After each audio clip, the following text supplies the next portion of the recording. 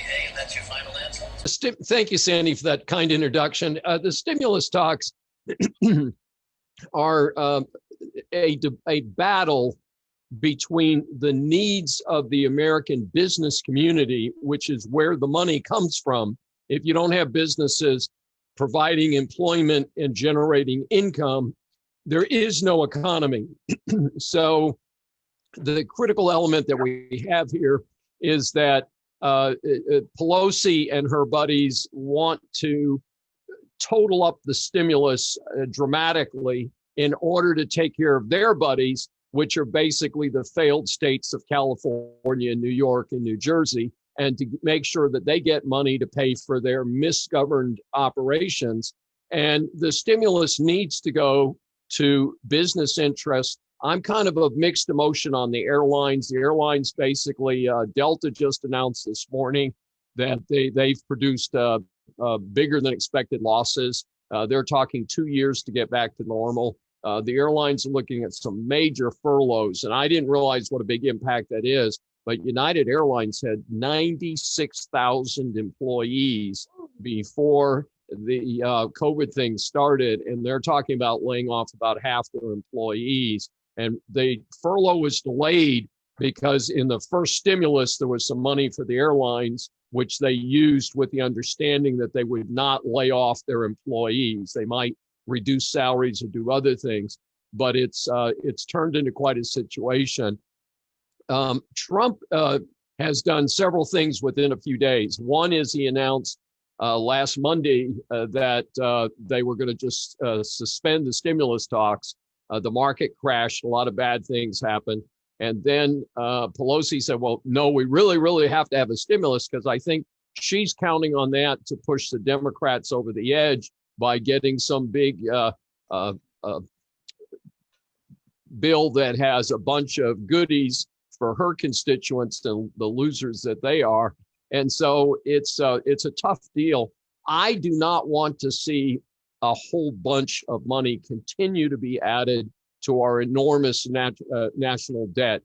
As you know, one of the two driving forces for me to write the book, The Decline of America, was the ridiculous, out of control national debt. And COVID is not a simple excuse for running up the debt in a non-wartime situation. And people can say, well, pandemic's pretty close to wartime.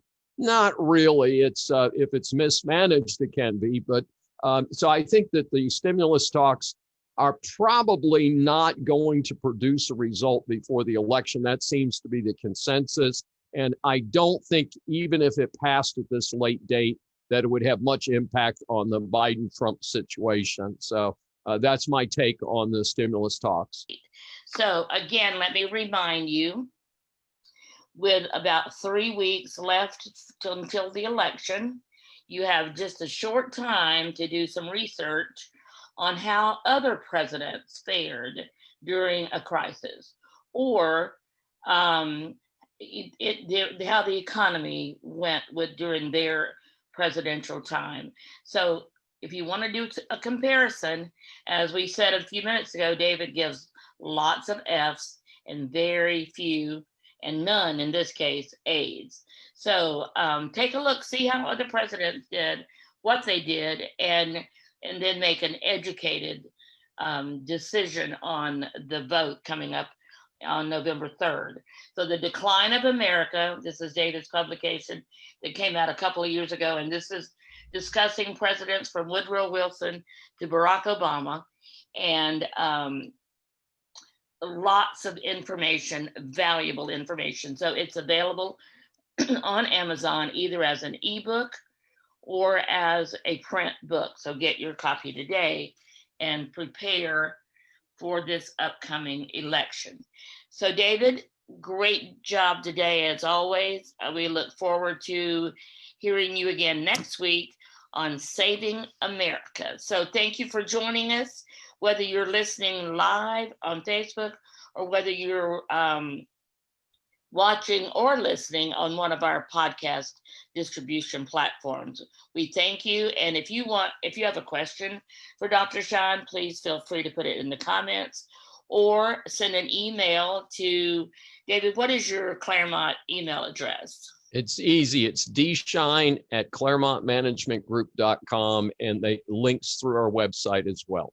Right. And if you go to the Claremont Management Group, as he said, you can get to all the videos, all the information about David, all the information about his book. So go to ClaremontManagementGroup.com today to get more information, and then be in touch with David. If you're looking for a speaker for your platform or your podcast, David is available. He is a great speaker, as you can tell when he answers or talks about the topics that he discusses. So feel free to reach out to him to come and speak to your group today. Thank you for joining us.